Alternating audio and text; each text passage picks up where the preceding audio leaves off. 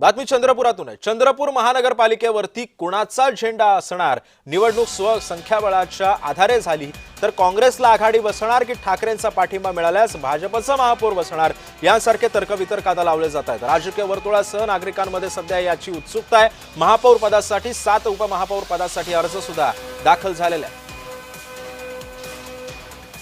राजकीय वर्तुळासह नागरिकांमध्ये उत्सुकता आहे। नेमका कुणाचा महापौर बसणार याकडे सध्या लक्ष लागून आहे। महापौर पदासाठी 7 आणि उपमहापौर पदासाठी 5 अर्ज यात आलेले आहेत। आणि या संदर्भामध्ये माहिती जाणून घेण्यासाठी माझे सहकारी अनवर शेख सध्या आपल्या सोबत आहेत।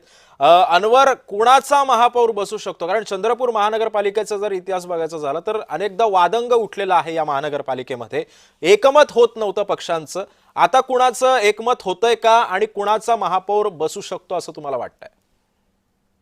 नक्कीच आपण बघितलं की चंद्रपूरमध्ये निवडणूक सुरू झाली तेव्हापासून आतापर्यंत काँग्रेस असो की बीजेपी असो यामध्ये घमासान आपल्याला दिसायला मिळालेला आहे। मग तो वाद एबी फार्मचा असो किंवा तिकीट वाटपाचा असो, परंतु आता काल महापौर पदासाठी आणि उपमहापौर पदासाठी नामांकन दाखल करण्यात आलेले आहे। यामध्ये आपण जर संख्या बघितली तर काँग्रेस हे सर्वात मोठा पक्ष म्हणून समोर आलेला आहे। त्यांचे 27 जागा आहे, परंतु त्या 27 जागांमध्येही धानोरकर आणि वडेट्टीवार हे नक्कीच अनवर, त्यामुळे त्या एकंदरीतच कुणाचा महापौर बसतो हे आपल्याला लवकरच समजणार आहे। धन्यवाद आपण दिलेल्या या सविस्तर माहितीबद्दल। आणि यानंतर आपण थेट जाणार आहोत पंतप्रधान नरेंद्र मोदींची परीक्षा पे चर्चा सध्या विद्यार्थ्यांसोबत सुरू आहे। थेट जाऊयात।